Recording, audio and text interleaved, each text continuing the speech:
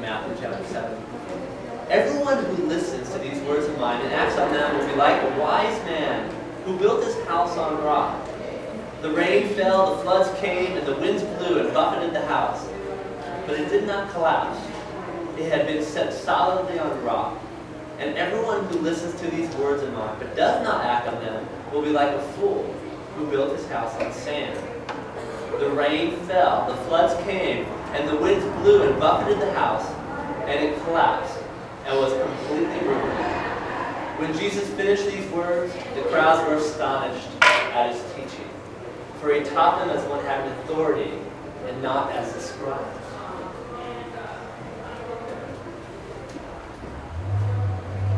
I've been doing youth ministry for over 8 years now, and I think one of the biggest problems that we have is how we structure youth ministry, and I see it all over the place.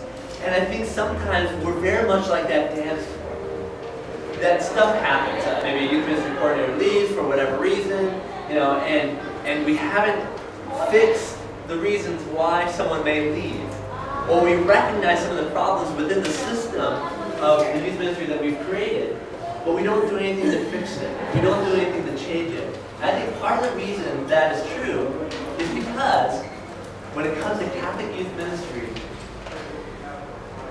we think a little too much in a box. And part of it is our history of youth ministry and what we're used to, and we do what we used to. We do what we know. And one of the things that we know is we know youth group. We know Sunday night youth group or Monday night or whatever night it's on. And that's often one of the only things that we do. And so that's a whole other topic. I'm not going to get into that. But part of that is a structure problem. So we say, well, I don't have time to do anything more than youth group. Good comprehensive youth ministry from the Bishop's Doctrine of Renewing the Vision calls us to much more than youth group. But how do we build a structure that really is going to help us meet the 8 components of youth ministry? Are you guys familiar with Renewing the Vision, the document, Comprehensive Youth Ministry? Oh, we got a little work to do. So, if you have not had a chance to take a look at this, it's a nice, skinny little book. Renewing the Vision. The bishops wrote it in 1997, and it's still permanent to this day on what good youth ministry is. I'm not going to spend a lot of time talking about this, but it is an important foundational document to youth ministry. I think you'll find a lot of good ideas. And one of the things that this book talks about is that youth ministry is not about youth group, but the term that I like is about youth groupings. All right, I'm going to get on the soapbox, so I got to move away from that because I don't think it's going to be very productive.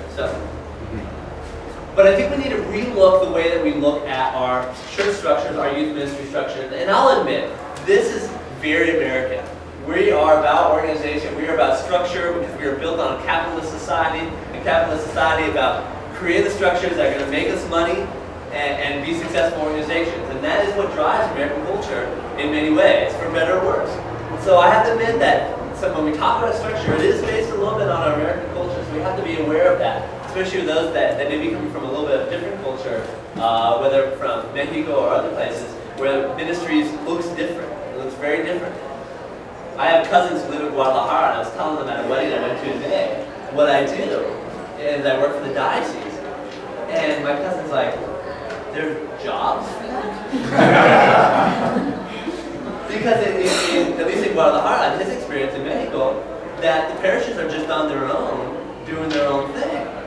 And they don't have a diocesan structure to support. I mean, the diocese exists, but the structure is much different than how we do it in the States. So maybe that's part of our American culture. But anyways, what I want to talk about, let's start with this. Let's start with basics. What are some of the common reasons why youth ministry structures fail? And this is just part of my reflection, part of my experience. I've been part of youth ministry that has failed.